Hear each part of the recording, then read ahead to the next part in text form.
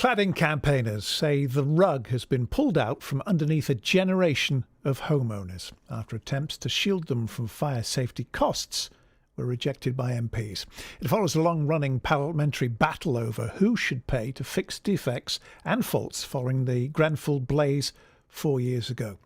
Peers had repeatedly tried to stop the owners of blocks of flats from passing the costs on to leaseholders. Well, the bill became law today. Trainee doctor William Martin lives in Metis Tower on West Bar in Sheffield. The building has the dangerous ACM cladding. Good afternoon to you, William. Hi there. How are you feeling this afternoon then? Well, really disappointed. This has been a long battle for the fire safety bill for over 6 months now, and the government didn't step up and protect leaseholders like myself yesterday, and there are costs at my building that are not covered by funds, which we will be liable for, and therefore works and defects that weren't right at the time of construction when my building was built, and these are not just hundreds of pounds, they're thousands of pounds. The bill in my building is £6 million worth of work, which is unfunded, and that works out at about £52,000 each.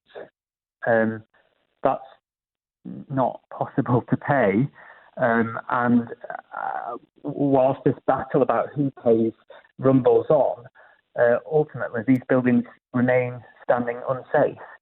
And so what we've always said is, these buildings, there will be another event like the tragedy that we saw at Grenfell. It's just a matter of time. And the government, it's 4 years on now from Grenfell, and the government still has yet to get a handle of the scale of this problem. MPs voted 242 votes to 153 to defeat changes to the fire safety bill, despite a rebellion by 32 Conservative MPs. Was there a chance that we were going to win, do you think? Yeah, I think there was. We were really hoping that the SNP wouldn't abstain. We've worked hard with those Tory MPs to get them on board, and the 31 of them did support us, and we needed a few more to get us over the line. But we were hopeful, and we have yet to speak to MPs that don't agree that the costs that we're being asked to pay to fix problems that we just did not cause. We don't come across MPs that say that we should have to pay them, and yet when it came to crunch time, we weren't supporting, and we're really disappointed by that. I think it's really important for listeners to understand that we aren't homeowners, we're leaseholders, and the two things are very different. I own a piece of paper which gives me permission to reside in that property for a certain number of years, but I don't own the outside of the building. I don't own any of its structure. And when it was built, it was built and it was defective. It didn't meet building regulations at the time. The developers are no longer in existence. The architects aren't to blame because the plans were correct, but they just weren't followed. So no one's accountable for this, but it certainly shouldn't be the leaseholders who are being held to account, which is the case in my building, but it's the case up and down the country. And these costs also come with interim costs. We've had to have a £7,000 a week waiting watch patrol in our building. We've now removed that through doing some works, but that was in place for several months and cost us over £120,000. It's £120,000 for the leaseholders in the building alone. So, although we haven't yet faced the big costs, we are on the daily facing these huge costs just to keep the building open. In terms of insurance, our insurance has gone up hugely. And again, it's happening up and down the country, and we really feel today waking up just so disappointed by my elected government, who just seem to be turning a blind eye to our cries for help in this horrific situation.